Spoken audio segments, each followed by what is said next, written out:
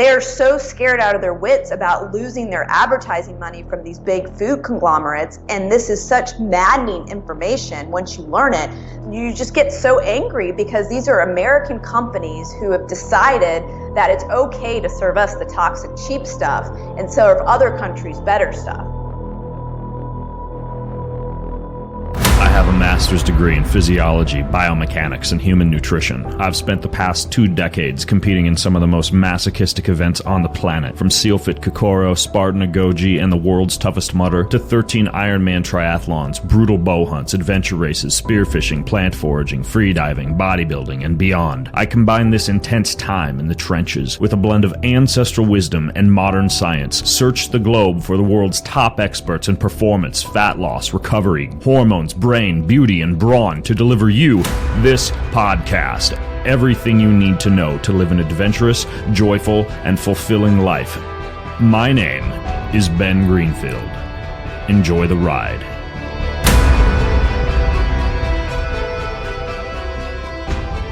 This podcast is brought to you by my own website, Kion.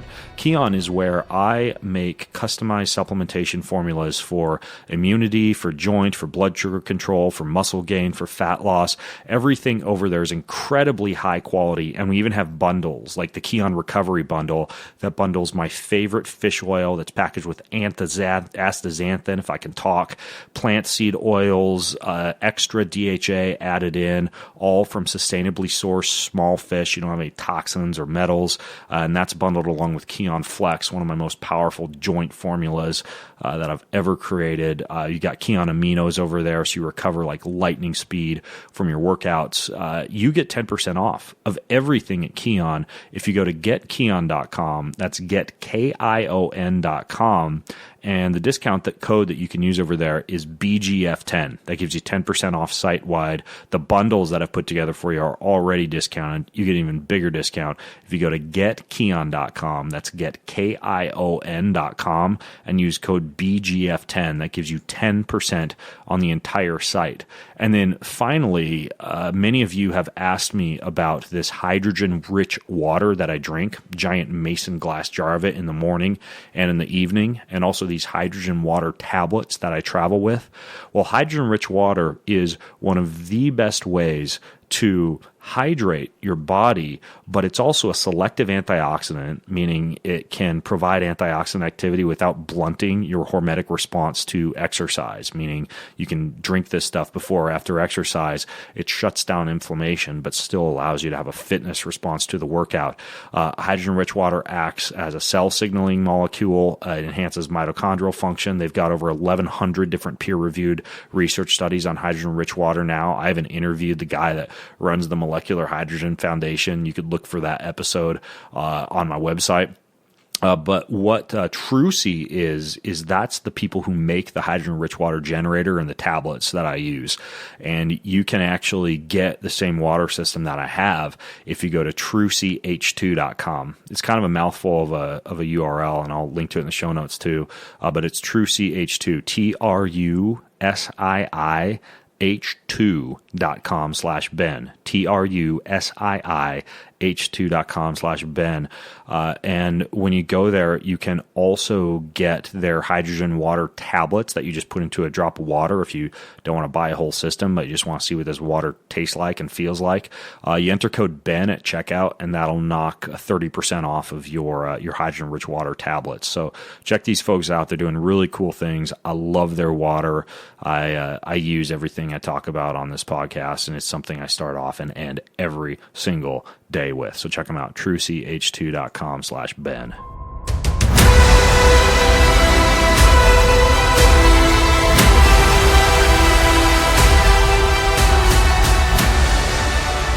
Hey folks, as promised, I've got Vani Hari on the show today.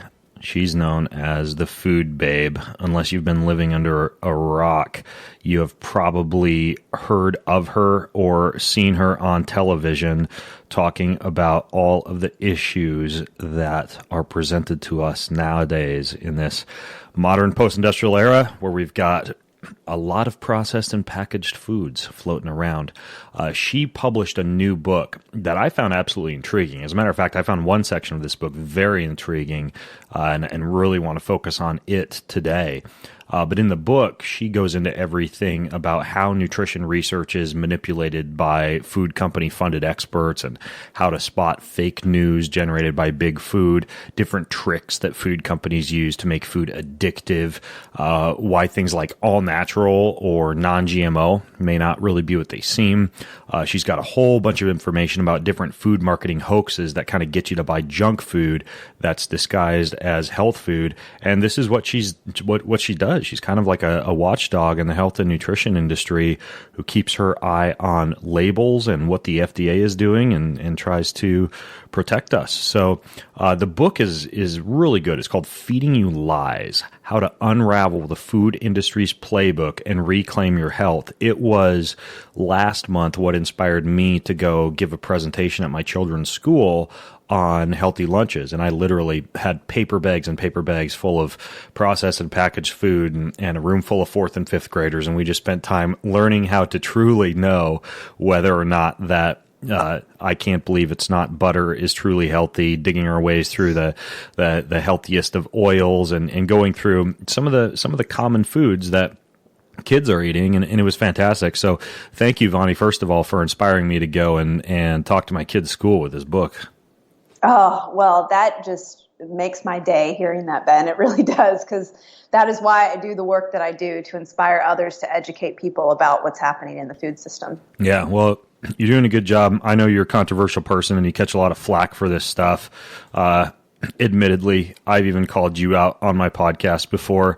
I'll throw that out there right there. I think what I called you out on was, I think it was something about like if a 3rd grader can't pronounce it, you shouldn't eat it. And that, it's so funny you say that, and it's not even my phrase. It was like Michael Pollan who came up with that initially, and he said basically if your grandmother didn't can't pronounce, I can't remember exactly the words he said in his book, Food Rules, but it was along the same lines. And so I always say that, and it's funny because my critics love to take that and make me look stupid or like unscientific by saying that. But honestly, if you don't know the ingredients that you're eating and you don't know what they are, and if you can't pronounce them, absolutely you shouldn't be eating it. You need to be able to go look these things up, know why they're there.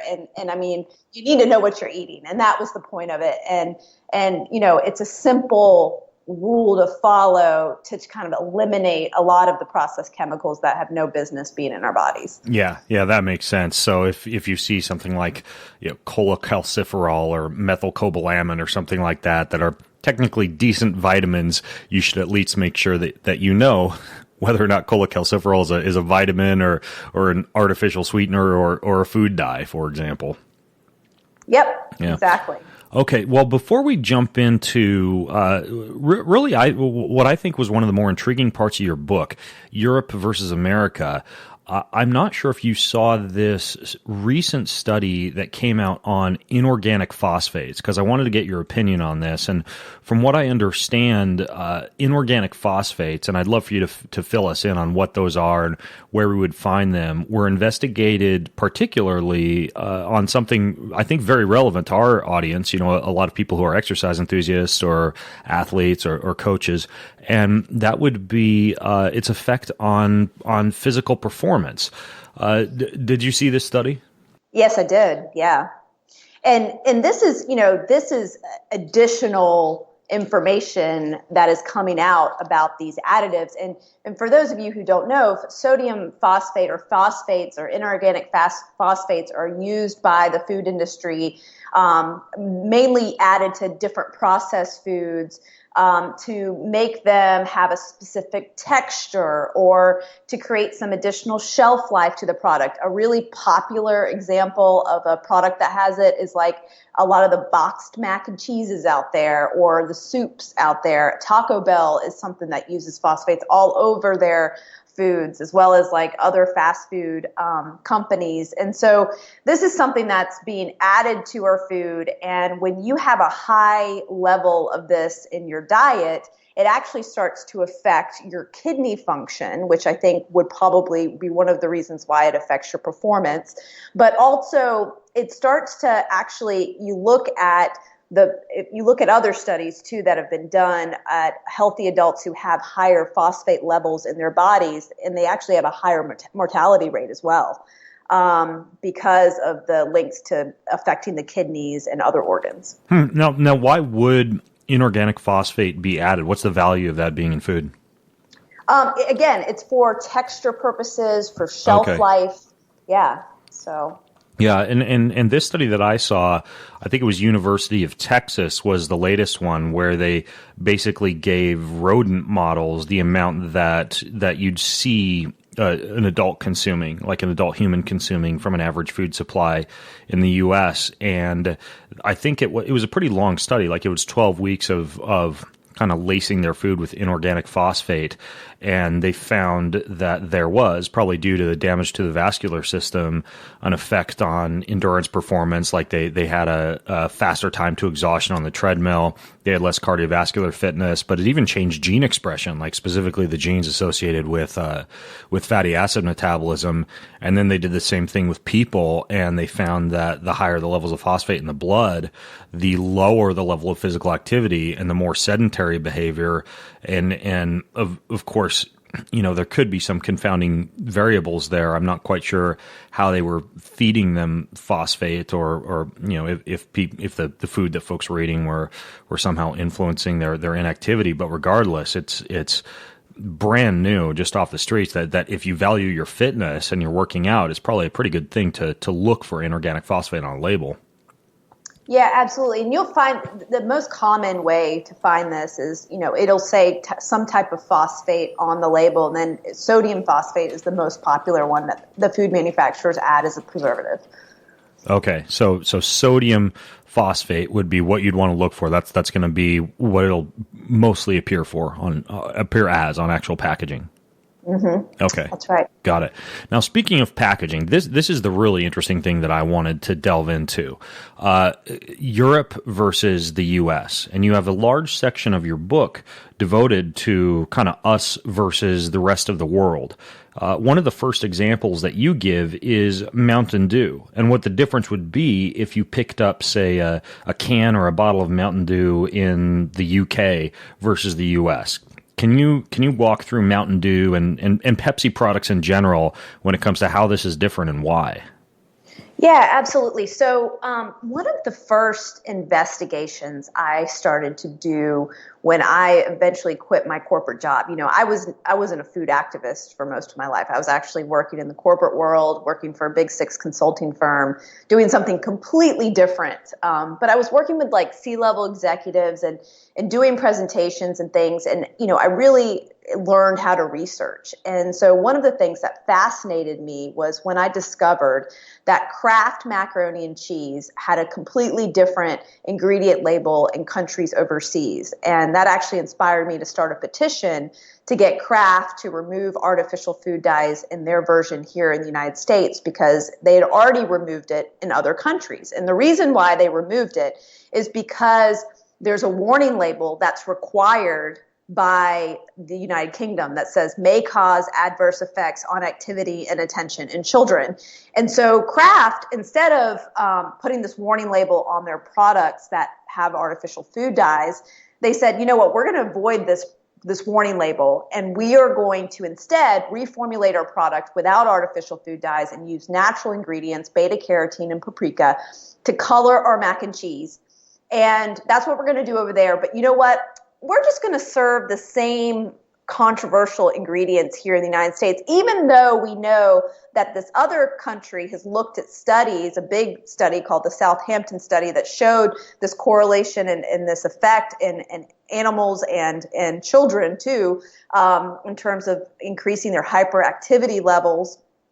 And they basically said, instead of doing that for all of our products, which would be the right ethical thing to do, they decided, hey, because we can get away with it, because the FDA doesn't doesn't regulate artificial food dyes here in the United States, we can just continue to use it here because you know what, it's cheaper. So, and you're talking about things like yellow number 5 and yellow number 6, the kind of things that would make macaroni and cheese look really sexy. Right. And you know what? It's funny because with the beta carotene and paprika, the natural ingredients, they look exactly the same and it tastes exactly the same too. Yeah, I would imagine turmeric could be another potential replacement. Yep, absolutely. And that would be have a health benefit too. So yeah, no, absolutely. So this just maddened me that food companies were getting away with this. And so one of the big, large investigations I did was comparing products overseas to products here in the United States, the exact same product, whether it was, as you mentioned, Mountain Dew, and just showing side-by-side comparisons of what the ingredient label looks like. And it's not just Kraft that does this, but it's every American company under the sun, I feel like, at least the big conglomerates, the big multi-billion-dollar corporations. Pepsi, what they'll do is here in the United States, they'll serve us their Mountain Dew with high fructose corn syrup, with sodium benzenate, with brominated vegetable oil, which is a very controversial chemical that's banned overseas, yellow 5. But in the other countries, they will actually take out all of those additives I just mentioned, and they just use plain sugar, and they use beta carotene again to just color the Mountain Dew.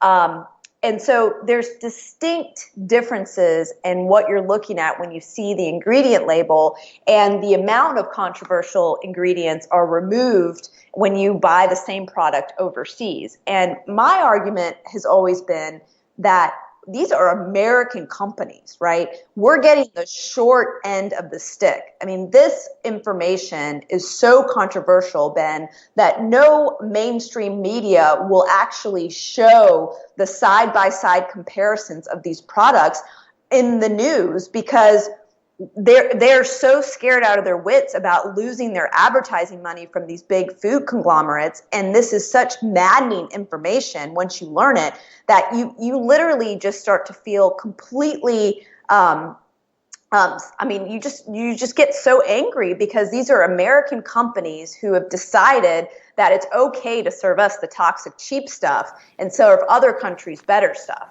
So you don't find artificial dyes in like European Mountain Dew or European Gatorade, but you do in the U.S. And if those dyes were to be present in those food products in Europe, they would be required to have a warning label.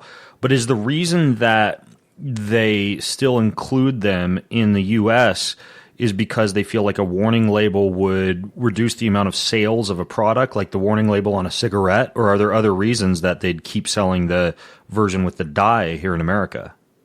I mean, the reason why they keep serving the version with the dye here in America is because our government has not regulated artificial food dyes like other governments overseas. And also it's cheaper for them to use petroleum-based synthetic dyes that makes than sense. Real ingredients. And so, largely the chemicals that have been invented in the last 50 years in our food system haven't been invented to improve our nutrition or to make our bodies healthier. They've just been invented to improve the bottom line of the food industry. I mean, they're creating these synthetic chemicals so that they can make their food perform a certain way. They can use less real ingredients so they can make more money, or they can put their products on the shelf longer. So again, they make more money, or they create an addictive quality to the food, which, is a real sinister thing that happens. And that's exactly what the tobacco industry did in terms of making their cigarettes addictive and not really telling us what they were doing. Yeah, it's kind of interesting. When my wife makes our children macaroni and cheese, she'll often use quinoa noodles and rice noodles and a wonderful, local raw goat cheese or something like that. And she makes macaroni and cheese that's white. It's a totally different color than what I grew up. I grew up on on comfort foods, right? I grew up on Kraft macaroni and cheese, Cocoa Puffs, peanut butter Captain Crunch, take and bake pizzas, Hot Pockets. I mean, that was my life growing up. And it's very interesting to see, my wife whipping up almost like healthy versions of these comfort foods in the kitchen. But one of the most remarkable things is they're completely different colors. And I think that that's, of course, part of the psyche of this is that the color of the food is quite appealing, especially to young eyes who like bright things and the dopamine and the serotonin release that you get from those. Well, you say Hot Pockets, my stomach just starts turning because that's exactly what I was eating when I got sick. That kind of led to this health really? journey. So I used to eat those things all the time. So oh man, I loved them. I would skip the microwave sometimes and just literally like bite into a frozen Hot Pocket. That's how much I ate Hot Pockets. That's so awful. Now, McDonald's is another one. I was completely unaware of this, but apparently McDonald's, and I believe what I'd like you to get into is the French fries, because that was very interesting to me. Apparently, the French fries in Europe are different than the French fries in the U.S. Yeah, I mean, in the UK, they make French fries at McDonald's very basic, probably how you would make it at home. Potatoes, a little oil, and they add a little dextrose, which is sugar, and then they add the salt after they cook it. So it's like 4 ingredients, right? Then here in the United States, McDonald's uses all sorts of different oils like canola and corn and soybean and hydrogenated soybean oil, which is another, a finicky ingredient that they've created, the food industry has created to sort of act like partially hydrogenated soybean oil. So the jury's still out in terms of whether it affects our hearts just like trans fat does. And then they add... Not to derail you, but really quickly, do you know what kind of oil they use in the UK? They use sunflower. Okay. Yeah, sunflower, and then sometimes they use canola or rapeseed oil, right. which they call rapeseed still a vegetable oil, but a little less prone to oxidation. Yes, exactly. And then they add beef flavoring here in the United States. So people who are vegetarian or vegan may not know that they can't eat McDonald's French fries. And then on top of, of course, they have the phosphates. And then they also fry their French fries that has in that same vegetable oil blend I mentioned, but it's also preserved with an ingredient called dimethyl polysiloxane. And this is an ingredient, and people hate when I say these things, like especially scientists. They hate when I compare ingredients that are found in other objects that are not belonging. Yeah, I think you caught that flack with the yoga mats ingredient in your Subway sandwiches analogy. But these chemicals that they've invented these chemicals across industries. So these aren't just chemicals that go in our food; they go in everything. And so it makes you kind of wonder, like, wait a minute, should we be eating these things? So dimethyl polysiloxane is an ingredient that the FDA has never had any safety studies conducted on. But they also allow it to be preserved with formaldehyde in a very small amount, which is just disgusting and terrible. I mean, considering that something like that is even in our food. And it's one of these ingredients. Dimethyl polysiloxane is not only in our French fries here in the United States and not in the UK, but it's also, and this is what blows my mind, people don't even recognize. So when I was a soda addict, one of the things I loved was going to a fountain soda machine, because their fountain soda always tasted so much better. I don't know why.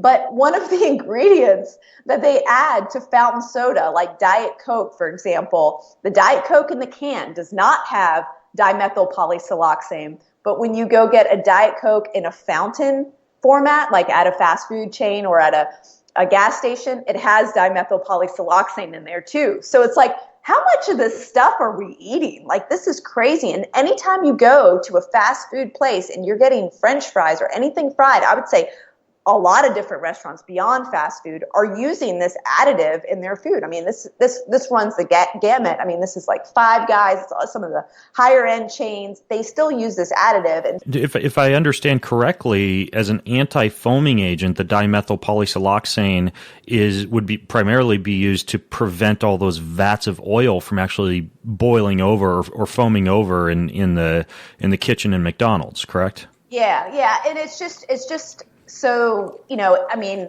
it's basically to prevent foam. And so, when you, if you fry something at home, it does get kind of foamy. And when you put it on a paper towel after you're done, it kind of like, you kind of wait for the foam to dissipate. Well, they're just preventing that. So it's just they want food a certain way. And that's why they're using this chemical. Okay. So, well, at least the crew in the McDonald's kitchen is safe. They're not getting burnt by overflowing oil vats. I don't think it really prevents people from getting splashed on by hot oil. Right. I don't think it's about that. It's really about preventing that foamy nature to be on their French fries as they serve them.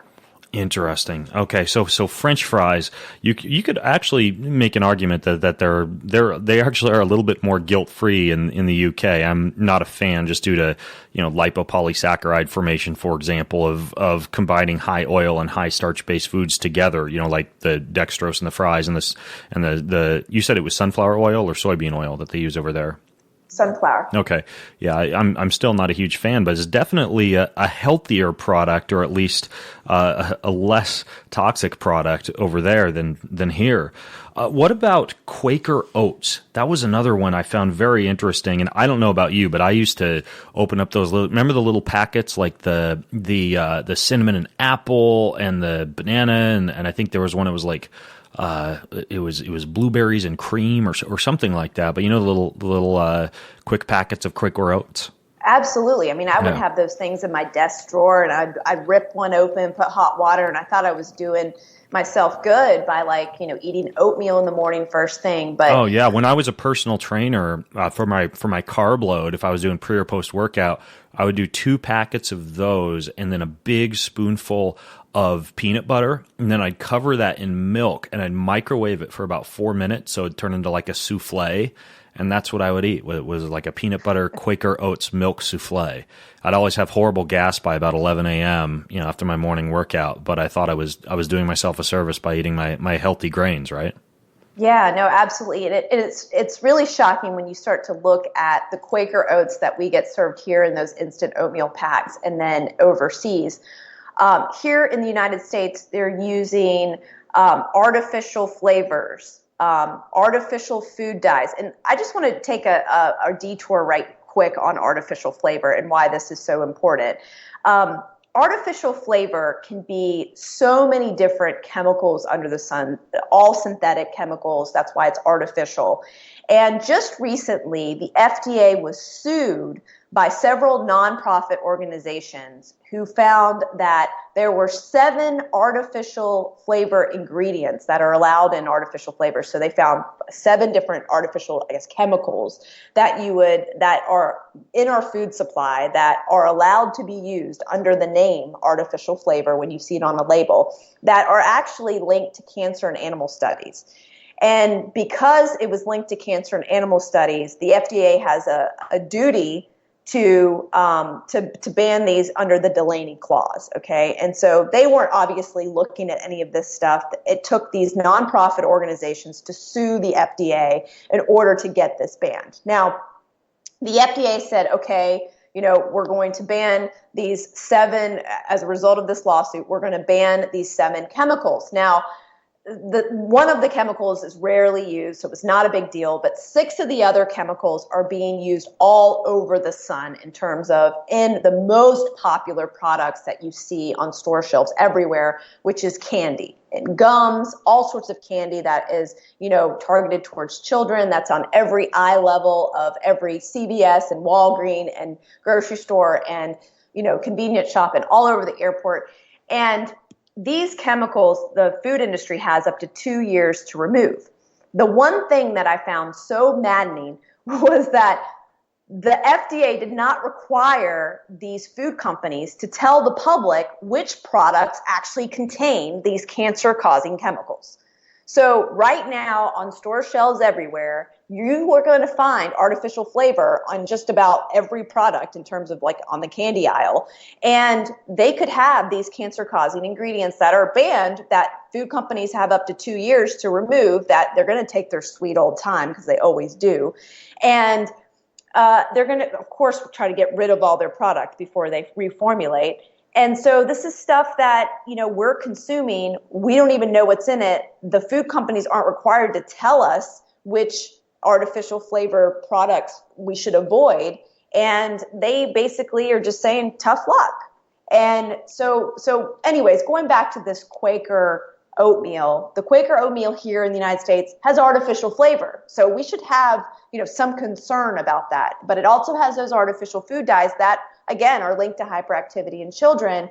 And then when you look at the Quaker version in the UK, they're using actual real fruit. They're using real, if you look at strawberries and cream here in the United States, they're actually using dehydrated apples and then using artificial strawberry flavor. So it does have some apples in it, but it doesn't have actual strawberries in it, the strawberries and cream. Right. They can literally write strawberry on the label and have no strawberries in the product. They're using artificial strawberry flavor with red 40 to make it look like strawberry.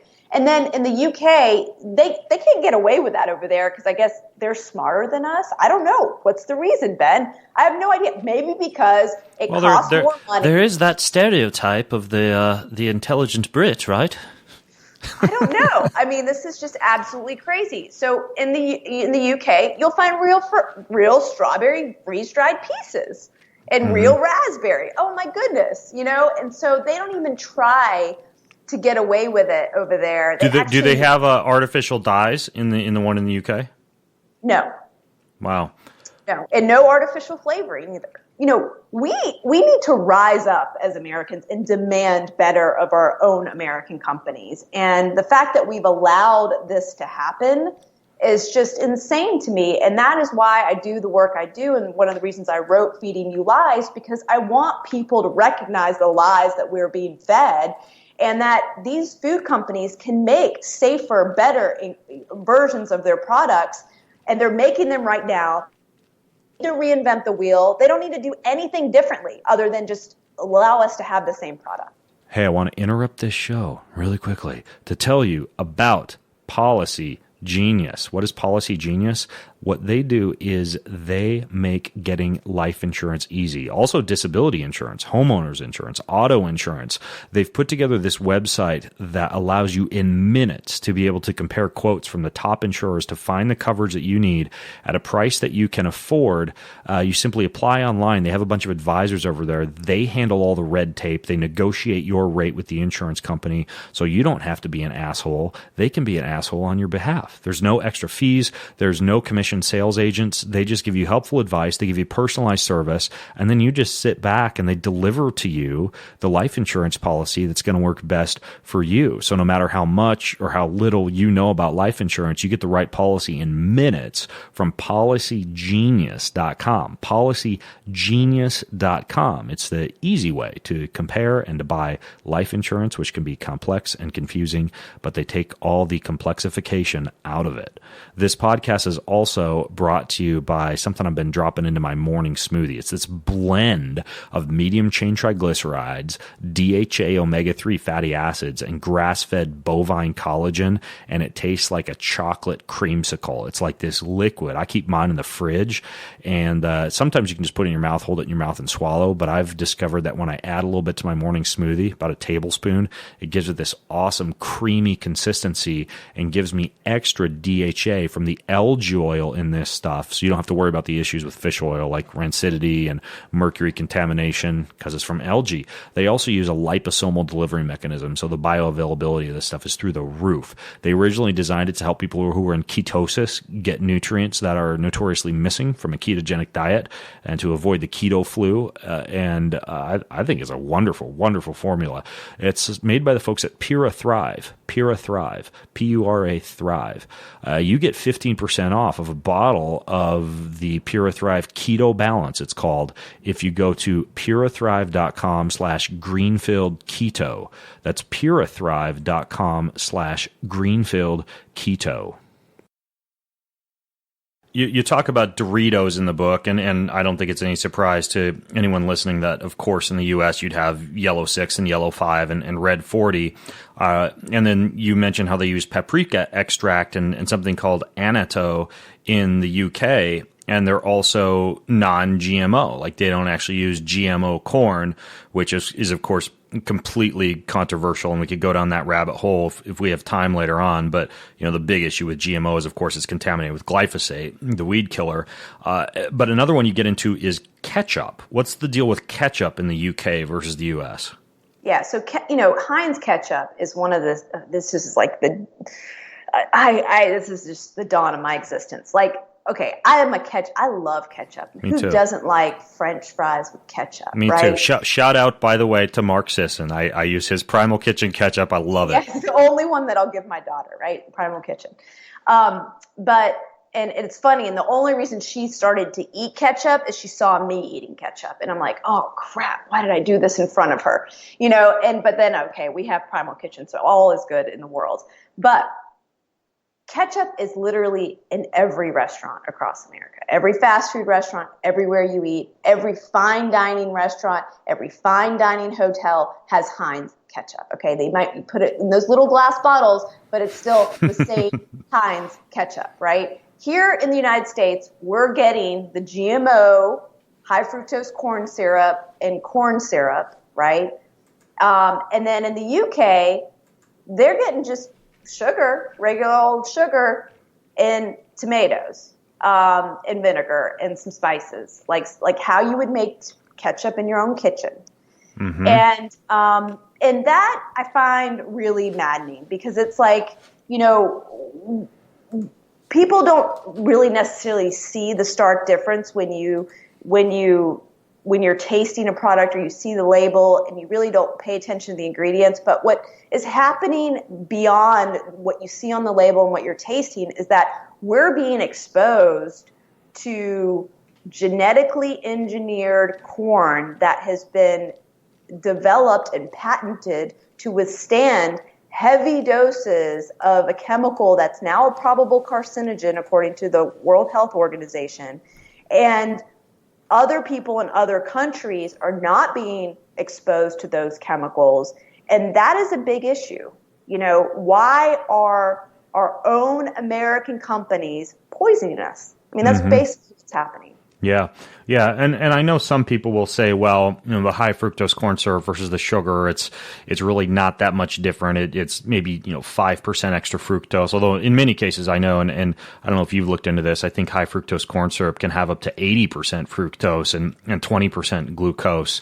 Regular table sugar is like a 50-50 mix, and a lot of high fructose corn syrups are maybe 55% fructose and 45% glucose. And that might not sound like much, but if your fructose consumption or your high fructose corn syrup consumption is high, that's where it becomes an issue in terms of liver metabolizing, and the increased triglyceride synthesis, fat storage in the liver.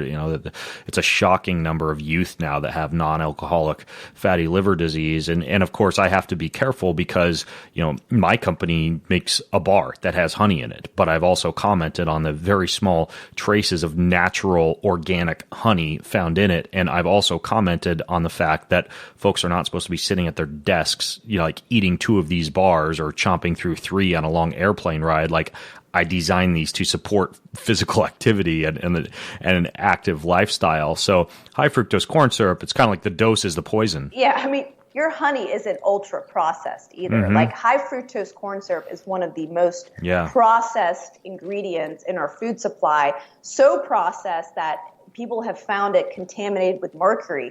I doubt your honey is contaminated with mercury. Can you get into that? Are you comfortable getting into that, the processing of high fructose corn syrup? I'm not an expert on how it's processed, but I mean, it's a pretty involved process. I mean, multi-step process in order to extract the syrup from the corn, and I'm sure they're using all sorts of solvents and chemical solvents, and that's one of the reasons why you have the contamination. Right, and the derivative, if I'm not mistaken, is actually GMO corn that they're using. When you're processing the cornstarch to actually generate the high fructose corn syrup, not only is it a pretty intense chemical process, but the origin of it versus, say, like, natural honey from a hive. It's actually it's corn. It's GMO corn, and so you return to the same glyphosate issues that we were talking about earlier. Yep, absolutely. And I'm definitely not a Robert Lustig, fructose is poison kind of guy, but ultimately, yeah, I mean, high fructose corn syrup is different than fructose. Not all fructose is created equal. Kind of a rabbit hole there, but important when you're looking at your ketchup label. The entire, like the vitamins, the minerals, all of the things that you would naturally find in, I guess, a good piece of corn are completely extracted from it as well. And so, I feel like, when you eat a piece of corn, there's things in there that balance out the sugar that you find in that ingredient, right? And the same thing I think goes with honey. There's a lot of beneficial qualities to honey. But when you start to process these ingredients and make them into something they're not supposed to be, that is when our bodies really start to handle them differently. Mm-hmm. Yeah. And regarding the genetically modified ingredients, and again, I'll admit that there is not a host of human clinical data on the effects of some of these compounds, but I know that when they use certain enzymes to actually break down the cornstarch, those enzymes are also genetically modified in order to allow them to break down the fructose. So you've kind of got a double whammy of genetically modified corn and then also genetically modified enzymes that are used to break down the corn to make the high fructose corn syrup. And for me, I'd rather, when it comes to GMO, I just play it safe. Like I can't necessarily say that there are bodies in the streets yet showing that GMO is causing, a huge health issue, but I play it safe, basically, is my approach. Yeah, no, absolutely. Now, let's get into actual FDA regulation, because this might confuse a lot of people. When they're picking up a packaged food, whether it's at Trader Joe's or maybe in the airport newsstand or at Walmart or wherever, how is that actually regulated, or is that regulated by the FDA? Yeah, so there is this phrase called generally regarded as safe. And this is something that a manufacturer or food company can voluntarily send their GRAS determination to the FDA, but it's not mandatory. So what's important for people to recognize is that out of the over 10,000 food chemicals that are allowed in our food supply, the food companies themselves submit the data to get them rubber stamped by the FDA. We have this underlying assumption, I believe, like a lot of Americans do, and we're very trusting of our government. And we have this assumption that there's some regulatory body out there testing these chemicals from a third-party independent perspective to look over the safety of the world, right? The safety of us, to make sure the things that we're eating are safe. And there's this assumption that every single thing you find on grocery store shelves is safe. But what's actually happening is the food companies invent these ingredients to probably save them money in some form or fashion. And not probably, but they are. I mean, I would say 99% of the chemicals invented over the last 50 or so years have been just invented to improve the bottom line of the food industry. And those chemicals are being safety tested by the food companies themselves. So they look at, the safety of these chemicals they created, and they say, you know what, we're going to put these rats under 3 months or 6 months or 9 months, and they use these very short-term studies. And then they submit this data to the FDA to get rubber stamped. A lot of times the FDA doesn't even have the manpower to look over all of the information or even look through all of the different chemicals that the food companies are using, and they just allow it through.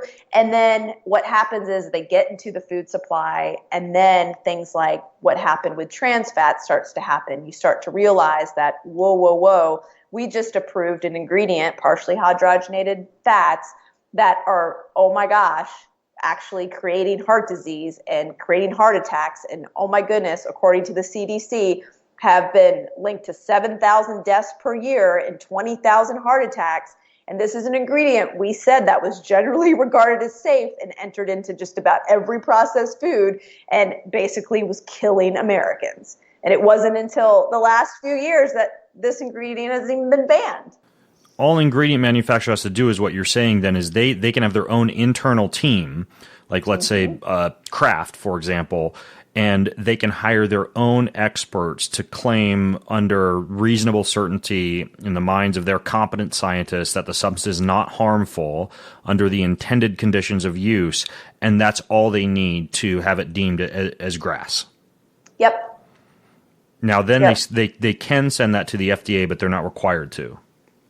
That's right. Okay, so the FDA, and I think you have a quote in the book about how their former deputy commissioner said that they just can't even keep up with figuring out whether or not a chemical is safe when it actually is submitted by a food manufacturer. And so, as you just alluded to, it's almost like we're using our population as a giant test canister for a lot of these chemicals that we might find out later on are not safe. But has the FDA ever been, I guess, audited on these practices in terms of their oversight of food ingredients?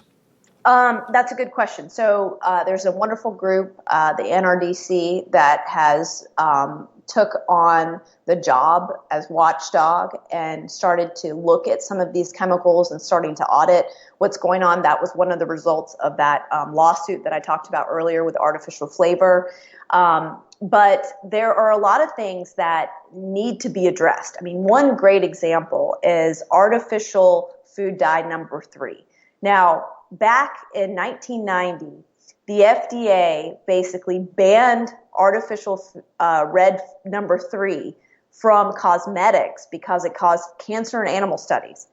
But they still allow it in food.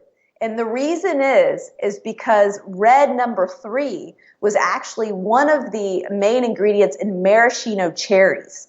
And if you guys know the alcohol industry, and every bar across the world uses those little red maraschino cherries in their alcoholic drinks. And the maraschino cherry lobby did whatever they could to get the FDA to not ban it in food, but they still banned it in cosmetics. So that's a perfect example of how absolutely ridiculous the oversight is at the FDA and how it completely just doesn't even make sense. Interesting. So this GAO that you talk about in the book, the U.S. Government Accountability Office, is that different than this other organization that you were talking about that ran an audit? Yeah, that's a different organization. Okay, what's the GAO? The GAO is basically, an organization within the government that is, a fact-based, nonpartisan kind of situation, but they are someone that you basically want to contact, and you can contact when you see these different issues, and that is what these other nonprofit organizations will do, is they'll contact the GAO and submit these different claims to try to get them addressed. Okay, got it. So ultimately, the big picture here is that even if something is generally recognized as safe and approved to be added to a product, that can all be based on internal testing, which admittedly could be highly biased by scientists hired by the food manufacturer themselves. Mm-hmm. Okay. Yep. Yeah. That's scary. Now, what are some of the things you talk about common lies on the label of packaged food? What do you mean when you say lies? What are some of these? Well, here's a perfect example. So there was a study that happened a few years ago that looked at Parmesan cheese, and they found an ordinary amount of cellulose being added to Parmesan cheese. And cellulose is an additive that you'll use to prevent anti-caking of the cheese so that it comes out of the shaker without sticking to the particles sticking to each other, or in shredded cheese, you'll see it so that the shredded cheese will stay in those little individual pieces. And they found that there was up to sometimes 13% of cellulose in a product that was labeled Parmesan cheese, and the food manufacturers were basically getting away with selling less cheese and more cellulose to people. And the reason why this became such an issue is that there's a study done in Nature that looked at cellulose and how it affects gut metabolism. And it starts to affect the way your body gets rid of fat and how your liver performs. And so this became kind of an issue. And so people started kind of eliminating or started to look beyond, packaged processed cheese and started looking to getting blocks of cheese on the block. And that makes a lot of sense. And a lot of real foodists will say, you know, if you want to eat cheese, get it on the block and grate it yourself so you avoid these other additives that are in the packaged version.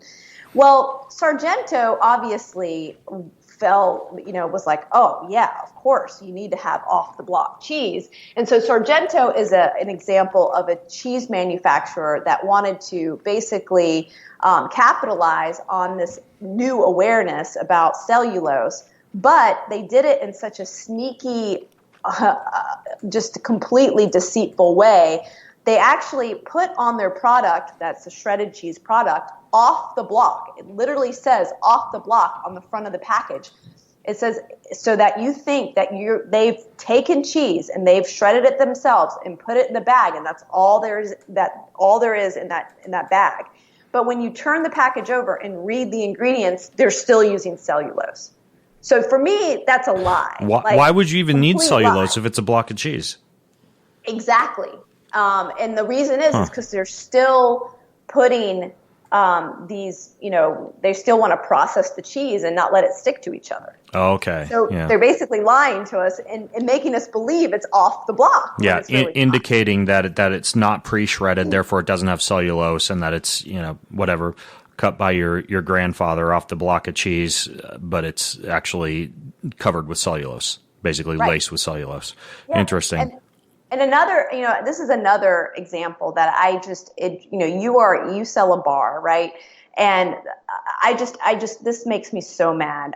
So a few years ago, the former CEO of Whole Foods called me and he says, Vani, what ingredient trends do you see on packaging? I want to know like what you're seeing or what you think is going to be the next level. Like I really want to get your ideas on this. And so I put together a list of things that I felt like are going to be the next level things. And the first thing I said was, Walter, you're going to see the ingredients on the front of packaging. You're not going to see it on the back written in type that's hard to read like you do now. You're actually going to be seeing the ingredients on the front of packaging because consumers are going to be so hyper aware of what they're buying and what they want that they're going to want to have that information right dead and center. And so the other marketing labels are going to take a backseat. That's one of your trends.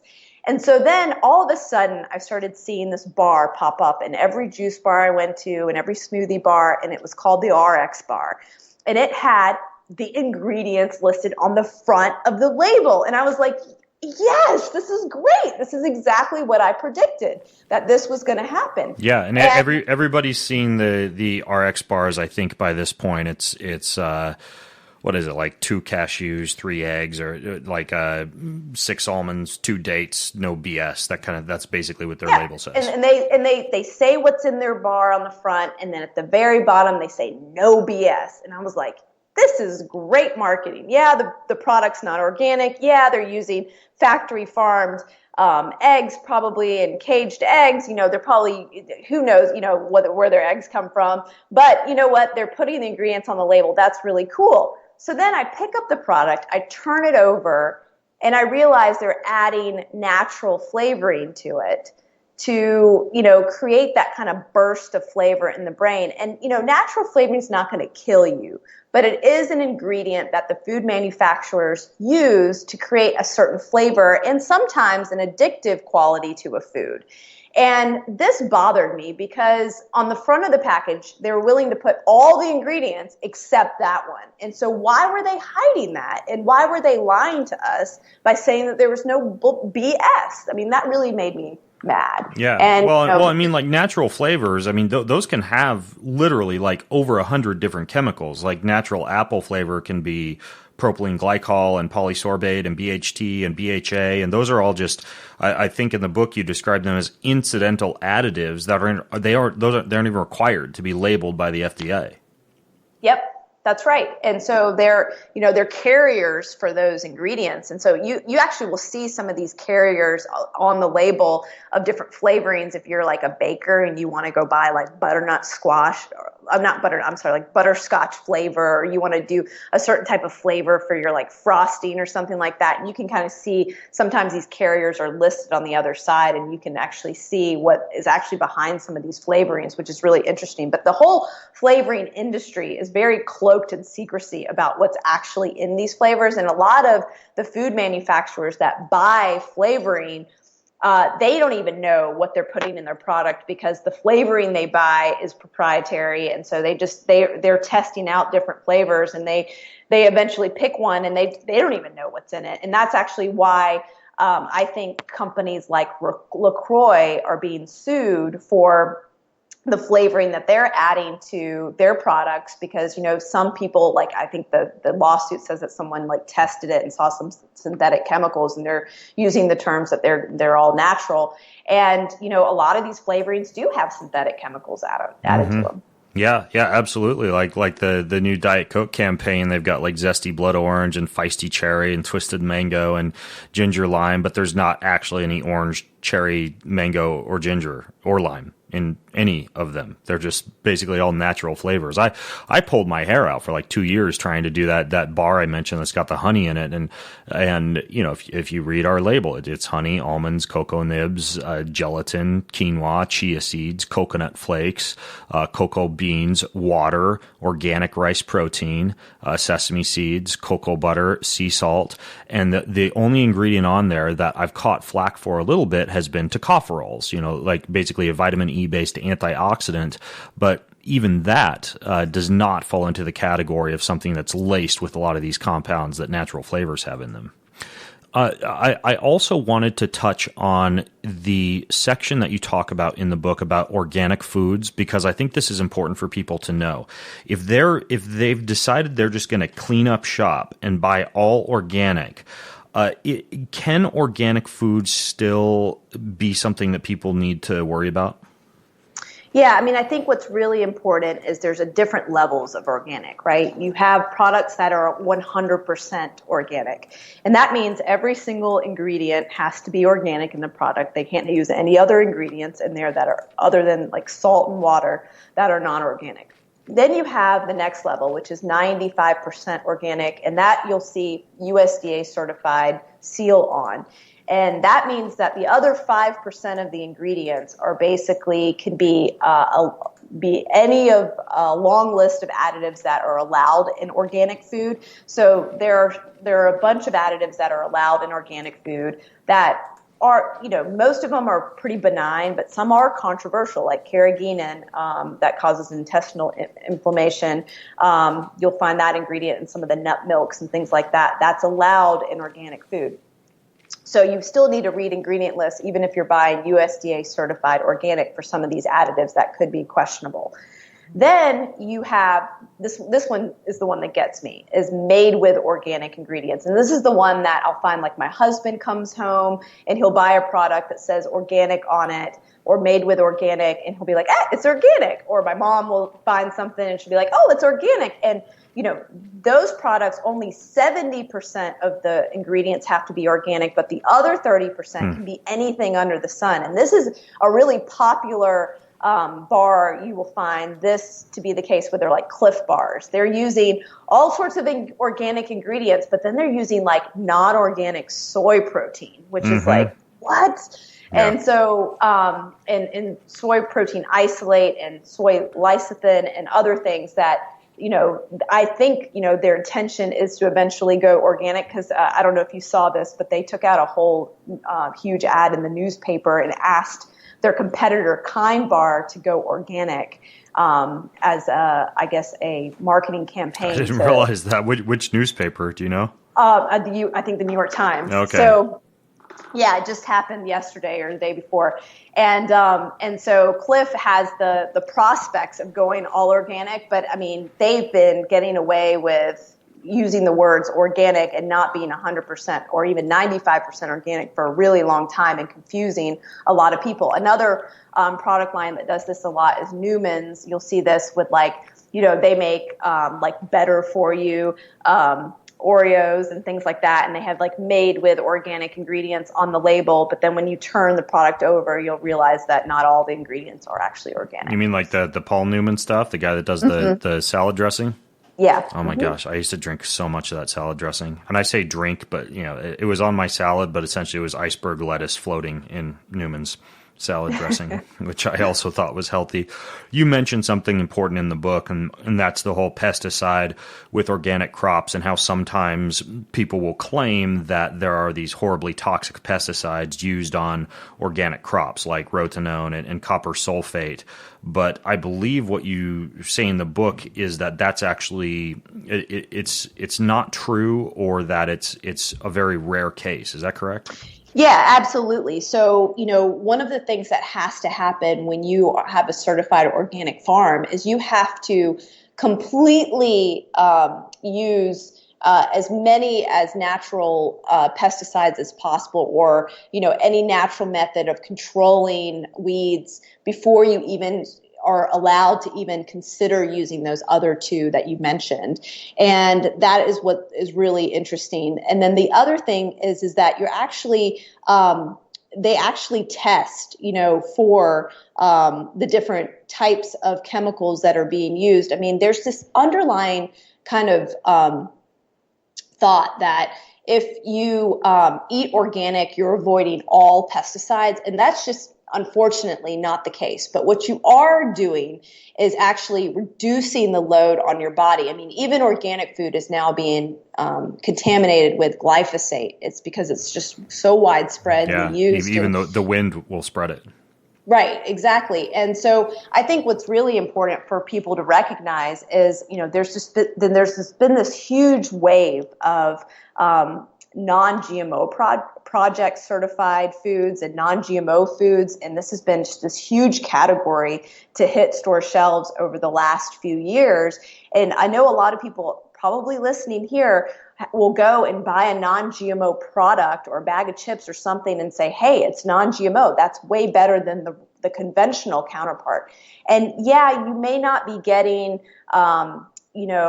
some of the food from a crop that has been patented to withstand heavy doses of Roundup, but you're still buying product that could be sprayed with Roundup, because it's really important for people to recognize that conventional produce, conventional foods, a lot of things that you would never think to have Roundup, tomatoes, almonds, etc., have Roundup sprayed to it either, pre-harvest or part of the process. Wheat in this country is actually sprayed with Roundup, conventional wheat, before it's harvested.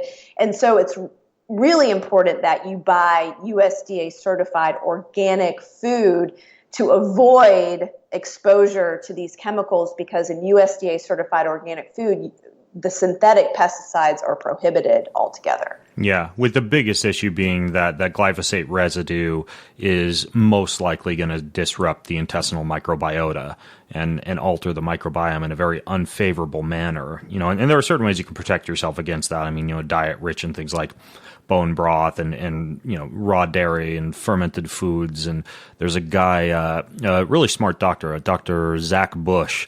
He even is working on different products that he extracts from soil, like lignite is one that even my own children use before eating their organic produce, simply because we're smack dab in the middle of Spokane, surrounded by farm fields, and I know that it's possible even our own vegetable garden right here in our backyard could have glyphosate residue on it just from windborne contamination. So yeah, I mean it's a serious issue that I think is even in the absence of the GMO argument, just the glyphosate on its own is a definite issue that I think a lot more people need to be aware of, even if they're buying organic.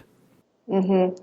And just to go back to that point that you made about rotenone, that is actually a pesticide that isn't even used anymore in America. It was actually used a while, I don't know how many years ago, but it was approved to use in organic crops, but the EPA actually banned it. And so this is actually an argument that you will see from the critics out there that want you to continue buying the conventional and GMO foods, is they'll say, oh, well, organics use pesticides too, that are controversial. And so you're still going to be consuming them. But in all of the data that I've seen, when all of the studies have come out that are testing products on store shelves for glyphosate and other herbicides and pesticides and their exposure, every single time the organic product has less, significantly less. Yeah. Well, you get into a lot more of this in your book, but I also had kind of a fun question that I wanted to ask you, because I'm just curious, like, how do you eat? What's a typical diet look like for the food babe? Yeah, so it's nothing like you, Ben. No, I think we probably have some You could be similarities. surprised. Yeah, but I'm not training to be like an ultra crazy athlete. I'm just trying to get by as a mom over here, and not kill my body and try to live a long life. And I think we have that in common in terms of wanting to live a really long, healthy life. And so what I do is I try to avoid as many packaged, processed foods as I possibly can on a daily basis. So when I'm in control, and I'm at home, in which I'm very lucky, I get to work from home. And I don't have to travel as much anymore because I just decided not to in terms for work.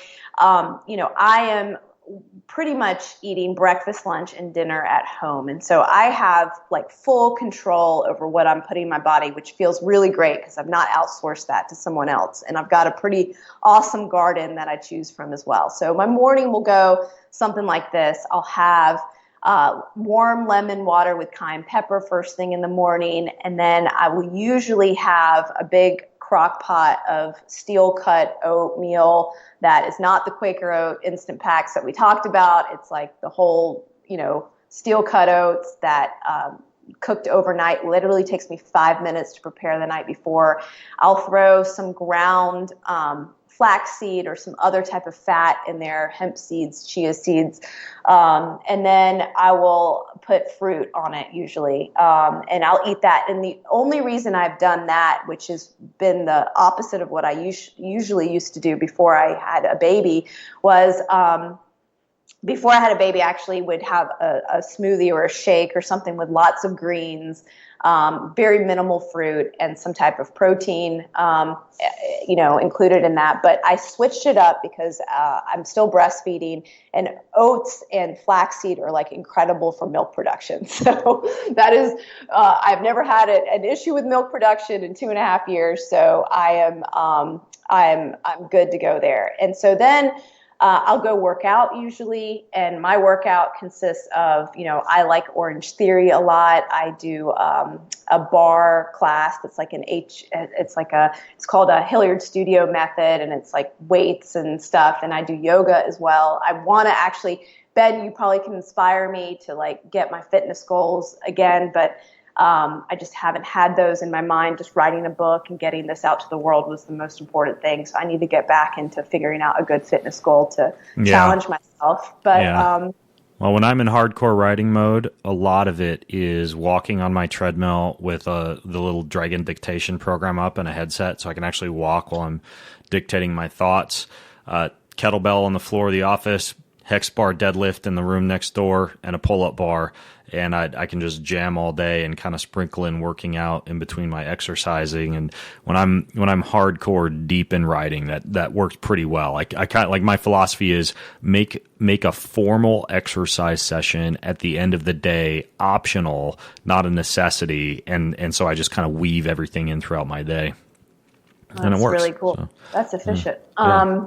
And then, for lunch, I almost always have a salad. So I have this amazing garden that luckily my husband has the green thumb in the family. I do not. And so we have like kale and cilantro and like everything kind of growing. And I just literally go pick it every single day almost and make a salad. And then if I don't have time to make a salad, which there's a lot of days lately that I haven't had time, I go sometimes and get takeout occasionally from this organic place here in Charlotte called Living Kitchen. It's like 100% organic, and I'll get like an awesome salad, and I'll put some type of lean protein along with it. We make a lot of wild salmon around here, and different. We do chicken, we do turkey, but I make sure I get it from really high quality sources. Making sure it's pasture and all that kind of stuff. And then for dinner, I make dinner pretty much almost every night. We try to take my daughter Harley out to eat at least once a week because we do like a long, nice meal with her. Like, she's really great about sitting at the table, and I want to continue to have that that habit with her, because it's so cool to be able to sit and have like a 4-course meal and she be entertained and be fine and enjoy the food. And so, I've always served food in courses for her. And so she's just used to that. So, she gets like kind of her vegetables first, and then it may be some meat or some grains, and then, some type of fruit for dessert or something like that. And so she's used to that. And so that's kind of what we do at night too. And so last night, actually, I was really lucky. My husband made dinner, and he made jerk chicken with this amazing marinade he created like 2 days ago, and it had to like sit, and it had all this like crazy habanero peppers in it. My poor daughter, her mouth probably got so much on fire from eating it, but she had it and she was fine. And and so that's what we had. And we had like some sweet potatoes with that. And what else do we have with that? I made some cabbage, and then I think the kryptonite that I have is I have to have, like, after Harley's gone to bed and I'm sitting on the couch, I have to have some kind of tea, and then I like to have something bad for me. And usually the bad for me thing is something I make from scratch with organic Mountain ingredients. Dew and French fries? No. But, it's usually something that I'll make from some junk food organic ingredients, like, some organic cake mix or some crap. But I will eat that. And, it's not the perfect thing, but it is my like one thing that I have like kryptonite for it. Like another thing that I make all the time are like organic brown Rice Krispies, but not the Kellogg's version, and not the marshmallows that have the blue dye in them or whatever. I'll get like the good marshmallows and use grass-fed butter and the brown organic Rice Krispies, and I'll make Rice Krispie treats, and I'll eat half the pan, and I have no shame in my game. I love it. You need to go to my kids have a cooking podcast, and one of their episodes is on marshmallows. They made marshmallows with like glutamine and bone broth, and they're absolutely they're like the big giant square marshmallows, and they made those with a dark chocolate fondue. So that's how I get my marshmallow fix these days, is I make my kids make marshmallows. Oh, wonderful. Cool. Yeah. Yum. Well, it sounds like you're eating real food. You're not doing all of your shopping at Trader Joe's and Walmart, and neither are you on a carnivore diet or a keto diet or any of these other kind of myopic or dogmatic approaches to eating. You're simply eating a real diet rich in a variety of real recognizable foods. So that's I think the takeaway message too from your book is, if you're relying on the food industry to package and deliver to you your foods, you have zero control over the ingredients. That's exactly right. And so I just try to eat as much unadulterated food as possible, making that like 95% of my diet, and then allowing myself to have a little bit of fun. Yeah. Because there are some fun to eat foods. As Marion Nestle always says, there's fun to eat foods. Yeah, she's got some great books too, Marion Nestle. So, speaking of Marion Nestle's books, I'll hunt down a few of my favorites from her and link to those in the show notes. I'll also link to this book by Vani Hari, The Food Babe, Feeding You Lies, How to Unravel the Food Industry Playbook and Reclaim Your Health. I'll link to those studies that recently came out on inorganic phosphate, to the Primal Kitchen ketchup, and so much more if you go to bengreenfieldfitness.com/feedingyoulies. That's bengreenfieldfitness.com/feedingyoulies. Vani, thanks for writing this book. I think it's going to help a lot of people out, and thanks for coming on the show today. Yeah, absolutely. Thanks for having me, Ben. Awesome. All right, folks. Well, I'm Ben Greenfield, along with the Food Babe, signing out from bengreenfieldfitness.com. The URL is bengreenfieldfitness.com/feedingyoulies. Have an amazing week. Oh, hey, before you go, there's an event I'm leading next year that's filling up really fast, but it's a completely non-run-of-the-mill 2-week detox retreat over in the Swiss Alps. So we'll be doing like hyperthermia treatments and liver detoxification treatments, but it's very unique because we're combining that with hiking in the sunshine in the Swiss Alps, eating this fresh, flavorful, healthy food, speaking Italian, buongiorno, in the Italian quarter of Switzerland. I'm going to fly into to Milan, take my family up there, and they have just a couple of rooms left in this high-end medical retreat. If you've always wanted to just like push the giant reboot button on your body and use a lot of these European biological medicine procedures we don't have access to here in the US, this is the place for you. It's going to be wonderful. I'm looking forward to it as one of the highlights of my summer. You can get in. There's still a couple of rooms left if you go to greensmoothiegirl.com/Ben Greenfield. Green Smoothie Girl is Robin Openshaw. She's the person I'm putting on this retreat with. So you go to greensmoothiegirl.com/Ben Greenfield. You get into this 2-week Swiss detox retreat. Join me and my family there. It's going to be in June and July of the summer of 2019. You won't be sorry. Go to greensmoothiegirl.com/Ben Greenfield. Well, thanks for listening to today's show. You can grab all the show notes, the resources, pretty much everything that I mentioned over at bengreenfieldfitness.com, along with plenty of other goodies from me, including the highly helpful Ben Recommends page, which is a list of pretty much everything that I've ever recommended for hormones, sleep, digestion, fat loss, performance, and plenty more. Please also know that all the links, all the promo codes that I mentioned during this and every episode help to make this podcast happen and to generate income that enables me to keep bringing you this content every single week. So when you listen in, be sure to use the links in the show notes, use the promo codes that I generate, because that helps to float this thing and keep it coming to you each and every week.